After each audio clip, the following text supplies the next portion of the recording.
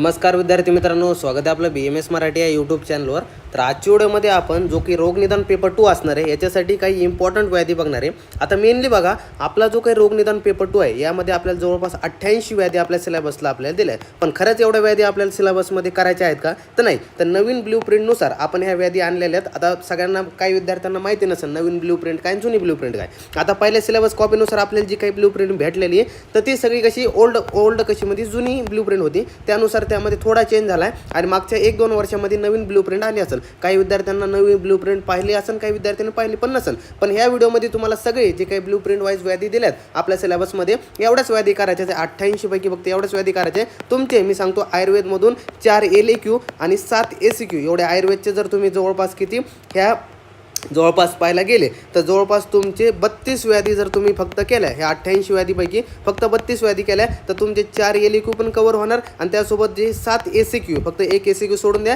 7 ACQ आपले cover होणार आहे फक्त या 32 व्याधीमधून। म्हणजे आपल्याला 88 व्याधी करत बसायची गरज पडणार नाही। तर चला बघा, आता इम्पॉर्टंट व्याधी मी तुम्हाला सांगतोय, सगळ्यांनी तुम्हाला नोट डाऊन करून घ्यायचे। आता सुरुवातीला LAQच्या वेळेने बघा, तर पहिला सुरुवातीला बघा अग्निमांद्य, अजीर्ण, अनाहा आणि अद्यमान। तर ही जी काही व्याधी आहे तर ही आपल्याला तुम्हाला करून ठेवायची। त्यासोबत शूल झालं, अतिसार झालं, प्रवाहिका झालं, त्यानंतर ग्रहणी आणि शोध। आता हे सगळे मिळून किती एक पहिला जो LAQ असणार आहे तर या 5 व्याधीवरती पहिला LAQ आपल्या सिलेबसमध्ये असणार आहे। त्यानुसार मी सेपरेट दिलेलं आहे, तुम्हाला एक आयडिया लागून जाईल। त्यानंतर 6वा व्याधी बघा, श्वास झाला, कास झाला, ज्वर, पांडू आणि कार्श, जे स्थौल्य आणि कार्श। तर सेकंड जो LAQ असणार आहे तर 6 ते 10 म्हणजे जे काही हे व्याधी आहेत तर यावरती तुम्हाला सेकंड LAQ युनिव्हर्सिटीला बघायला मिळू शकतो। नंतर बघा जो असणार आहे तिसरा LAQ तो म्हणजे रक्तपित्त, कामला, उदररोग, कुष्ठ, शीतपित्त, त्यानंतर श्वित्र आणि विसर्प।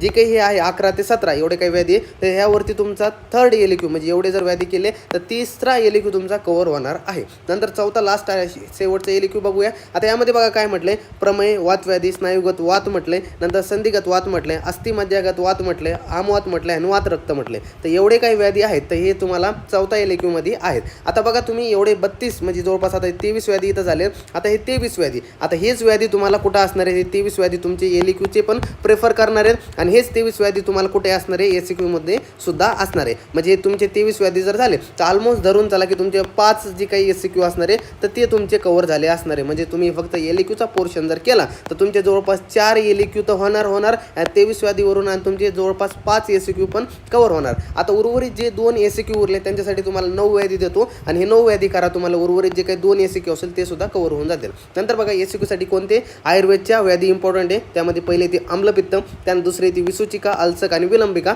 हे आपल्यासाठी महत्त्वाची। त्यानंतर मूत्रकुच्च, खूप IMP ह्याला हायलाईट करून ठेवा, हा क्वेश्चनमध्ये पेपरमध्ये फिक्स येतो, मूत्रकुच्च किंवा मूत्रघात वगैरे। त्यानंतर बघा विदर्द, राजक्षमा, शोष, हृदयरोग आणि छर्दी। तर हे व्याधी जे आहेत 9 वरच्या 23 आणि 9 जवळपास हे 32 जे काही व्याधी आहेत तर तुमच्या सिलेबसनुसार हे तुम्हाला IMP आहेत। त्या 32 व्याधी तुम्हाला एवढेच करून जा, 88 व्याधीपैकी एवढेच व्याधी फक्त 32 व्याधी करा। तुम्हाला युनिव्हर्सिटीच्या लास्ट ह्या 1-2 महिन्यामध्ये तुमचा जवळपास 4 LAQ कव्हर होऊन जातील आणि त्यासोबत जे काही 7 ACQ तुमचे या फक्त व्याधीवरती कव्हर होणार आहे। आता काही जण म्हणतील सर 7 ACQ होतोय, मग एक ACQ कुठं जातोय? तर बाळांनो बघा, एक ACQ कुठे आहे तर जो काही आपला मॉडर्न पोर्शन दिलाय त्या मॉडर्न पोर्शनला सिलेबसनुसार एक ACQचं वेटेज आहे। त्यामध्ये कोणकोणते ते बी बघा। आता मी तुम्हाला इथं दाखवले जर पॉईंट्स, इथं बघा जो की एक ACQ असणार आहे तो कोणत्या टॉपिकवरती येऊ शकतो, तो ओबेसिटी म्हटलं आहे, त्यानंतर डायबिटीस मेलायटस अँड पॅनक्रायटिस वगैरे त्यावरती येऊ शकतो, किंवा common neurologic and spine disorder वगैरे यावरती येऊ शकतो, किंवा diseases of bone, joints and muscles वगैरे यावरती येऊ शकतो।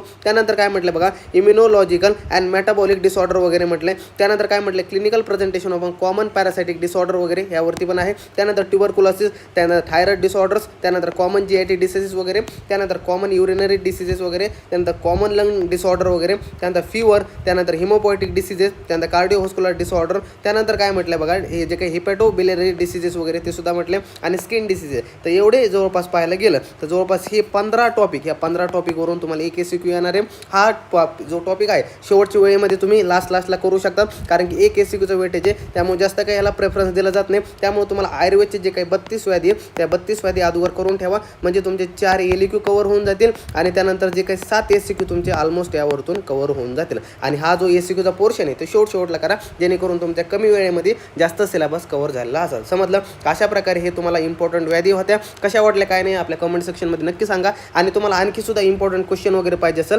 कोणत्या सब्जेक्टचे तर नक्की मला कमेंटमध्ये सांगा. त्यासोबत आपल्या चॅनल लाईक शेअर सबस्क्राईब करा आणि तुमच्या मित्रमैत्रिणींसोबत जास्तीत जास्त शेअर करा, जेणेकरून त्यांचा सुद्धा फायदा होईल. तर भेटूया पुढच्या व्हिडिओमध्ये पुढचा टॉपिक घेऊन. तोपर्यंत धन्यवाद.